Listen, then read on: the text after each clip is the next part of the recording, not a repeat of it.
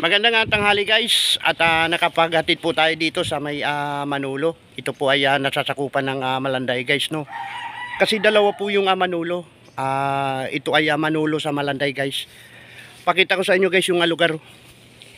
Maganda at probinsyang dating, no. So guys, meron nga po pala akong nakuhang ibon sa kalsada at aalpasan po natin dito. Parang maganda pong pakawalan dito yung ibon. Kasi parang nanghihina yung ibon guys. Ayan, at kunin natin dito sa toolbox ko. Baka nakawala na. Tingnan natin guys kung nandito pa sa toolbox, no.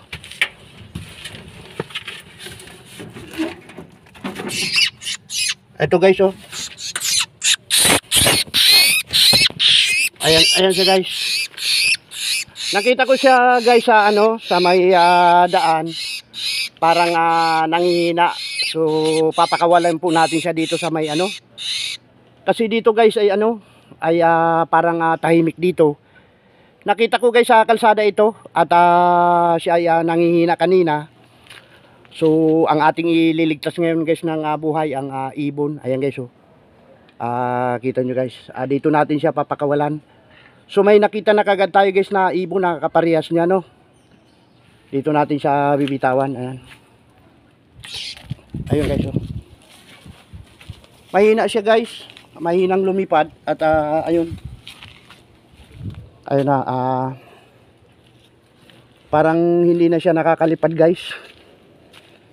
Ayan, oh, kita nyo guys, oh. Ayun. Ingat ka ha. Pinakawalan na kita dito. Kasi doon sa kalsada ay yan guys, nasa gitna ng kalsada. Excuse me mga kaidol, no. Nasa gitna po yan ng kalsada. Parang ABB pa yata ito guys, no. Kunin natin siya ulit. Ayan, oh.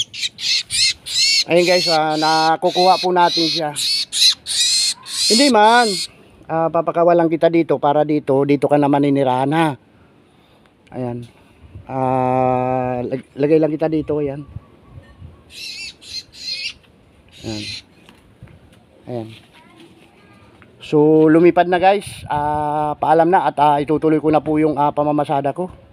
Magandang tanghali po sa lahat. Ayan, babay na po, babay na.